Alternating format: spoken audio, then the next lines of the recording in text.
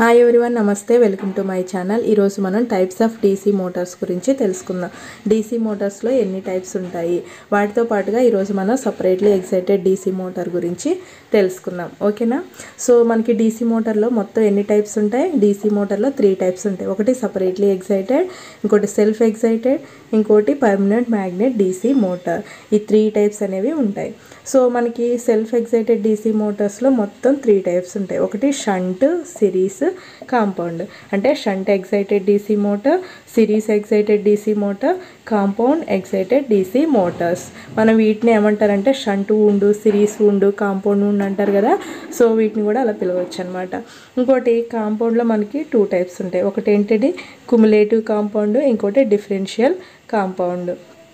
So ఈ రెండిట్లలో మళ్ళీ 2 types ఉంటాయి. ఒకటి long shunt, short shunt. So ఈరోజు మనం సపరేట్లీ ఎక్సైటెడ్ డీసీ మోటార్ గురించి తెలుసుకుందాం. సో ఫ్రెండ్స్, ఇప్పుడు సపరేట్లీ ఎక్సైటెడ్ డీసీ మోటార్ని సపరేట్ సోర్స్తో మనం ఎక్సైటేషన్ చేస్తాము. అందుకే మనం దీన్ని ఏమన్నాము, సపరేట్లీ ఎక్సైటెడ్ డీసీ మోటార్ అని అన్నాము. అర్థమైంది కదా? ఏంటి, డీసీ మోటార్ని మనం 2 సపరేట్ సోర్సెస్తో ఎక్సైటేషన్ చేస్తాము. అందుకే మనం దీన్ని సపరేట్లీ ఎక్సైటెడ్ డీసీ మోటార్ అని అంటాము. అర్థమైంది కదా? అంటే ఏంటి అంటే, ఇప్పుడు చూడండి, మనకి ఫీల్డ్, ఇప్పుడు మోటార్లో కానీ జనరేటర్లో కానీ మనకి ఏమేమి ఉంటాయి? మెయిన్గా ఫీల్డ్ ఉంటుంది, ఆర్మేచర్ ఉంటుంది కదా. సో అవి మెయిన్ పార్ట్స్ కదా. ఇప్పుడు మనం ఇక్కడ ఫీల్డ్, ఇప్పుడు సపరేట్లీ ఎక్సైటెడ్ డీసీ మోటార్ యొక్క డయాగ్రామ్ అనేది వేసుకుందాం.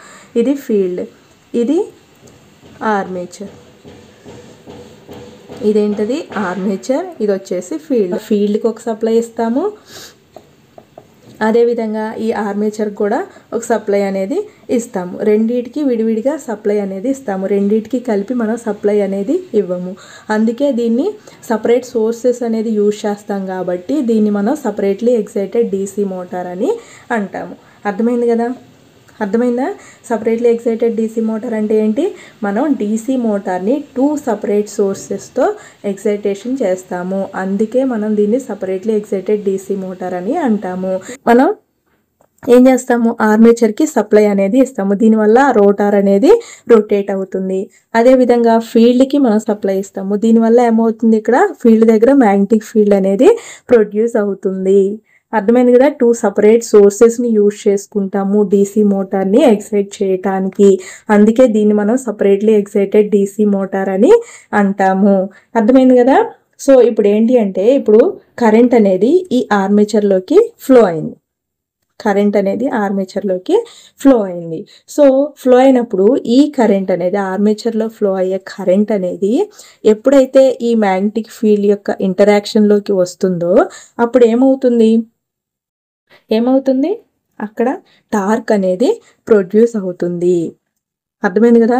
ఈ ఆర్మేచర్లో ఫ్లో అయ్యే కరెంట్ అనేది ఈ మ్యాగ్నెటిక్ ఫీల్డ్ ఉంటుంది కదా, ఇది ఎక్కడ ప్రొడ్యూస్ అవుతుంది? మెయిన్ ఫీల్డ్లో కదా. సో దీని ఇంటరాక్షన్లోకి వచ్చినప్పుడు ఇక్కడ టార్క్ అనేది ప్రొడ్యూస్ అవుతుంది. ఈ టార్క్ అనేది ప్రొడ్యూస్ అవటం వల్ల రోటార్లో మూమెంట్ అనేది వస్తుంది. రోటార్ అనేది రొటేట్ అవుతుంది. అర్థమైంది కదా? సో అలా మనకి రోటార్ అనేది రొటేట్ అవుతుంది. ఈ టార్క్ వల్ల మనకి రోటార్ అనేది రొటేట్ అవుతుంది.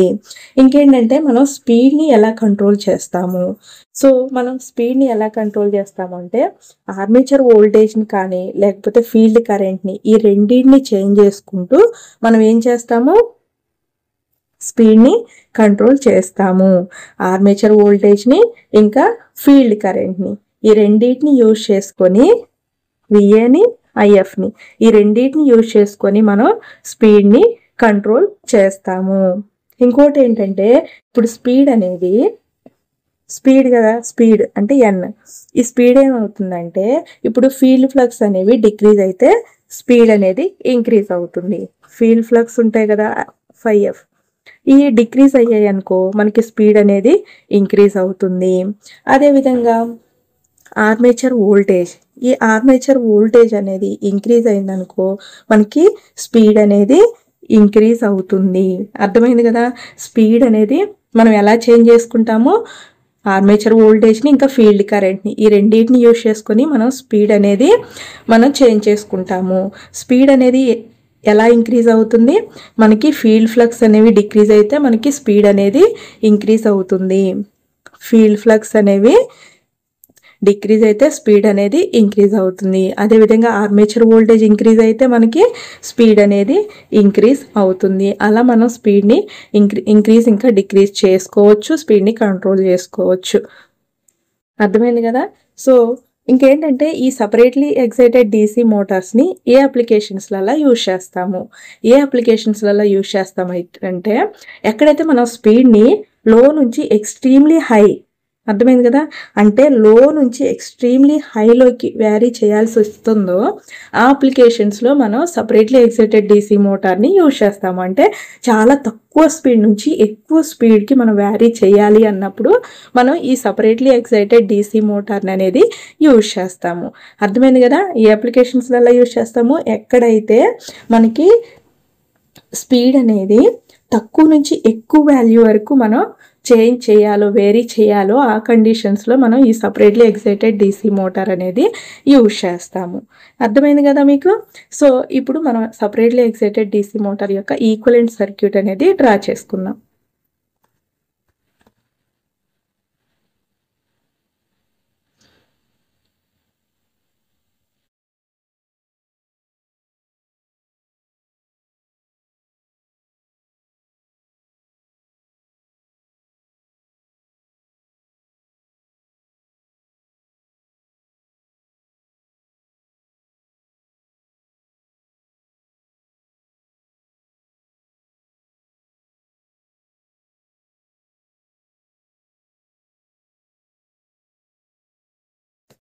సో ఫ్రెండ్స్, ఇది సపరేట్లీ ఎక్సైటెడ్ DC మోటార్ యొక్క ఈక్వలెంట్ సర్క్యూట్. సో ఇందులో ఏంటి అంటే ఇప్పుడు ఇది ఈక్వలెంట్ సర్క్యూట్. మనం ఏంటి, ఆర్మేచర్కి సపరేట్ సోర్స్ ఇస్తాము, ఫీల్డ్కి సపరేట్ సోర్స్ ఇస్తాము. కాబట్టి 2 సోర్సెస్ అనేది మనం ఇక్కడ పెట్టాము. ఇంకోటి ఏంటి, ఇందులో ఫీల్డ్ ఉంటుంది, ఇందులో ఆర్మేచర్ అనేది ఉంటుంది. అర్థమైంది కదా. ఇది ఈక్వలెంట్ సర్క్యూట్. ఇప్పుడు చూసుకున్నట్లయితే ఇక్కడ ఆర్మేచర్లోకి వచ్చేసరికి IL = IA అవుతుంది. చూడండి, మనకి లోడ్ కరెంట్ అనేది మొత్తం కూడా ఆర్మేచర్ కరెంట్, అంటే ఇప్పుడు లోడ్ కరెంట్ మొత్తం కూడా మనకి ఆర్మేచర్లోకి ఫ్లో అవుతుంది కదా, అంటే లోడ్ కరెంట్ = ఆర్మేచర్ కరెంట్. అప్పుడు V ఏమవుతుంది, V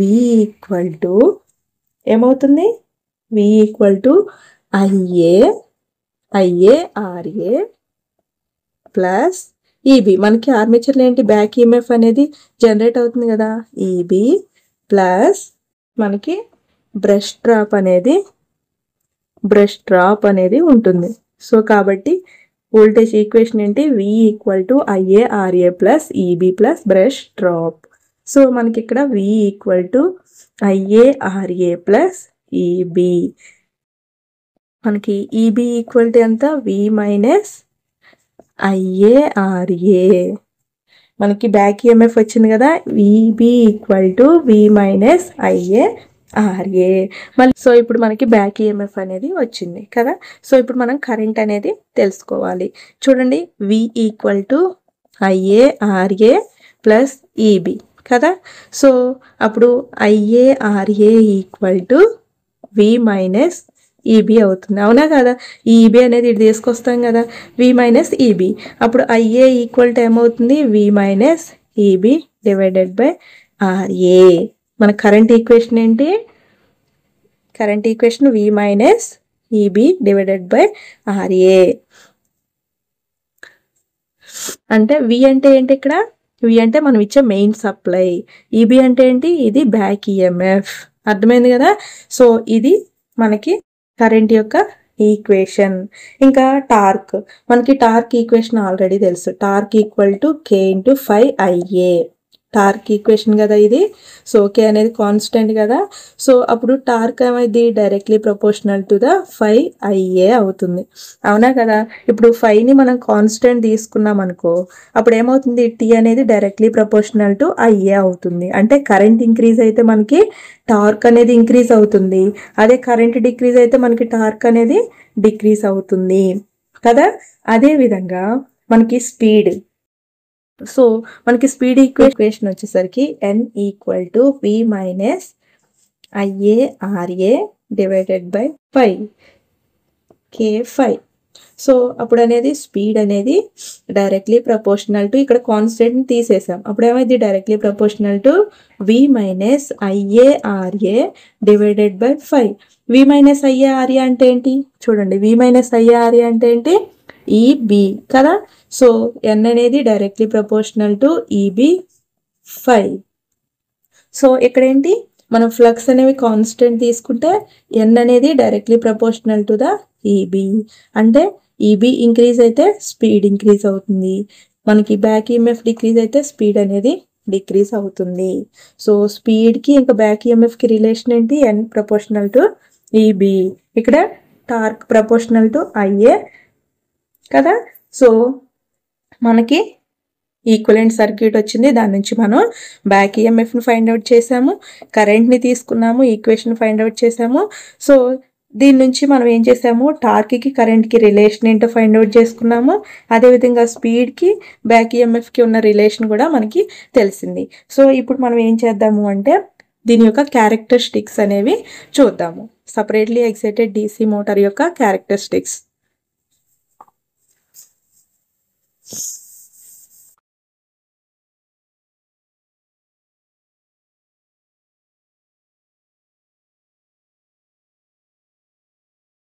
ఈ సపరేట్లీ ఎక్సైటెడ్ DC మోటార్ యొక్క క్యారెక్టరిస్టిక్స్.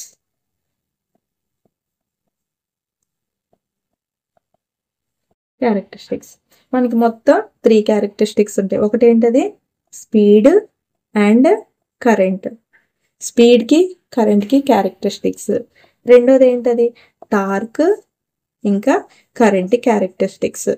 టార్క్కి కరెంట్కి. మూడోది ఏంటది? స్పీడ్కి ఇంకా టార్క్కి. ఈ 3 మనం తెలుసుకోవాలి. అర్థమైంది కదా. సో ఇప్పుడు మనం ఫస్ట్ది స్పీడ్ ఇంకా కరెంట్ క్యారెక్టరిస్టిక్స్ చూద్దాం. స్పీడ్ అండ్ కరెంట్ క్యారెక్టరిస్టిక్స్ అనేవి చూద్దాం. మనకి గ్రాఫ్. సో ఇక్కడ స్పీడ్, ఇక్కడ కరెంట్ కదా. ఇప్పుడు మనకి తెలిసింది కదా. ఏం తెలిసింది? EB వాల్యూ అనేది తెలిసింది. EB equal to V minus IARA కదా. అంటే ఇప్పుడు EB ఈక్వల్ టు K5N. అవునా కదా. మనం ఇందాక ఏమని చెప్పుకున్నాము? N అనేది directly proportional to the EB by 5. ఇప్పుడు N equal to 1/K into E by 5 చూడండి. Equal to E by K5. అప్పుడు NK5 ఈక్వల్ టు EB కదా. అంటే మనకి EB ఈక్వల్ టు NK5 వచ్చిందా లేదా కదా. మనకి స్పీడ్ అనేది డైరెక్ట్లీ ప్రపోర్షనల్ టు EB కదా. సో మనకి EB equal to K5N. So ఇక్కడ EB వాల్యూ వచ్చింది కాబట్టి దీన్ని ఇక్కడ సబ్స్టిట్యూట్ చేయాలి. ఈ ఈక్వేషన్ 1లో సబ్స్టిట్యూట్ చేద్దాం. అప్పుడు ఏమవుతుంది? K5N equal to V minus IARA. అవునా కదా. మనం సబ్స్టిట్యూట్ చేస్తే వాల్యూ వస్తుందా లేదా? ఈ వాల్యూని ఇక్కడ. సో అప్పుడు ఏమవుతుంది? మనకి N ఇటు ఉంచామనుకో, మనకి స్పీడ్ కావాలి, కరెంట్ కావాలి. సో స్పీడ్ని ఎక్కడ ఉంచామనుకో అప్పుడు ఏమవుతుంది? V minus IARA divided by K5 కదా. ఇప్పుడు ఒకవేళ IA అనేది 0 అయింది అనుకో, అప్పుడు ఈక్వేషన్ ఏమవుతుంది? N equal to V by K5. ఇదేంటది? No load speed. No load speed ఏంటి? ఇప్పుడు నో లోడ్ దగ్గర కరెంట్ అనేది 0 ఉంటుంది కదా. 0 ఉన్నప్పుడు ఏమవుతుంది? అప్పుడు స్పీడ్ అనేది equal to V by K5. అనేది ఇంక్రీజ్ అయింది అనుకుందాం. అప్పుడు ఏమవుతుంది? మనకి స్పీడ్ అనేది డిక్రీజ్ అవుతుందా లేదా? వోల్టేజ్లో నుంచి మనం మైనస్ చేయాలి. సో అప్పుడు ఏమవుతుంది? మనకి స్పీడ్ అనేది రెడ్యూస్ అవుతుందా లేదా? తప్పకుండా రెడ్యూస్ అవుతుంది. సో ఇప్పుడు ఏంటంటే నో లోడ్, ఇది నో లోడ్ అనుకుందాం. No load speed. ఇక్కడ ఏమవుతుంది? స్పీడ్ కాన్స్టెంట్గా ఉంటుంది. సో ఎప్పుడైతే కరెంట్ అనేది ఇంక్రీజ్ అయిందో కదా, కరెంట్ అనేది ఇంక్రీజ్ అవుతుందో మనకి స్పీడ్ ఏమవుతుంది? డిక్రీజ్ అవుతుంది. అంటే స్లైట్గా ఇలా స్పీడ్ అనేది డిక్రీజ్ అవుతుంది. ఇప్పుడు కరెంట్ ఇంక్రీజ్ అవుతుంది. ఇప్పుడు చూడండి 1, 2, 3, 4 కదా. కరెంట్ ఇంక్రీజ్ అవుతున్నప్పుడు స్పీడ్ ఏమవుతుంది? డిక్రీజ్ అవుతుంది. అర్థమైందా? కరెంట్ ఇంక్రీజ్ అయితే స్పీడ్ అనేది డిక్రీజ్ అవుతుంది. సో ఒకవేళ మనం ఇక్కడ ఆర్మేచర్ రియాక్షన్ని కన్సిడర్ చేసుకున్నాము అనుకోండి. ఇది వితౌట్ ఆర్మేచర్ రియాక్షన్. ఇదేంటది? Without armature reaction. సో మనకి ఆర్మేచర్ రియాక్షన్ అనేది ఉంటుంది కదా. సో మనం ఈ ఆర్మేచర్ రియాక్షన్ని కన్సిడర్ చేసుకున్నాము అనుకోండి. అప్పుడు ఏమవుతుంది? ఇప్పుడు కరెంట్ అనేది ఇంక్రీజ్ అయింది అనుకుందాం. కరెంట్ ఇంక్రీజ్ అవ్వటం వల్ల మనకి ఏమవుతుంది? ఇప్పుడు మనకి ఆర్మేచర్ ఉంది కదా. సో ఇక్కడ కరెంట్ అనేది ఇంక్రీజ్ అవుతుంది. ఐఏ అనేది ఇంక్రీజ్ అవుతుంది ఇందులోని. సో ఇంక్రీజ్ అవటం వల్ల మనకి ఫ్లక్స్ అనేవి ఏమవుతాయి? ఆర్మేచర్ ఫ్లక్స్ అనేవి ఇవి కూడా మనకి ఇంక్రీజ్ అవుతాయి. సో దీనివల్ల ఏమవుతుంది? మనకి ఆర్మేచర్ రియాక్షన్ అనేది ఇంక్రీజ్ అవుతుంది. ఈ ఆర్మేచర్ రియాక్షన్ అనేది ఎప్పుడైతే ఇంక్రీజ్ అయిందో మనకి టోటల్ ఫ్లక్స్ ఉంటాయి కదా. టోటల్ ఫ్లక్స్ ఏమవుతాయి? డిక్రీజ్ అవుతాయి. సో టోటల్ ఫ్లక్స్ అనేవి డిక్రీజ్ అయితే మనకి స్పీడ్ ఏమవుతుంది? స్పీడ్ ఇంక్రీజ్ అవుతుంది. అర్థమైంది కదా. మనకి స్పీడ్ అనేది ఇంక్రీజ్ అవుతుంది. సో మనకి గ్రాఫ్ వచ్చేసి ఇలా ఉంటుంది. ఇది with armature reaction. So without armature రియాక్షన్తో కంపేర్ చేసుకుంటే విత్ ఆర్మేచర్ రియాక్షన్ కొంచెం వేవ్ అనేది పైకి ఉంటుంది అనమాట, ఇంక్రీజ్ అవుతుంది. అర్థమైంది కదా. సో ఇది స్పీడ్ ఇంకా కరెంట్ క్యారెక్టరిస్టిక్స్. ఇప్పుడు మనం టార్క్ కరెంట్ క్యారెక్టరిస్టిక్స్ చూద్దాం.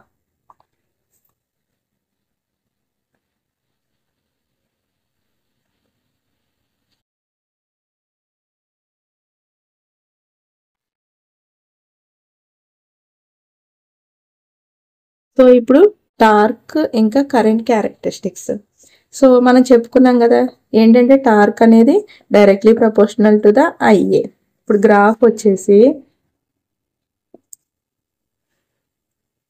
సెకండ్.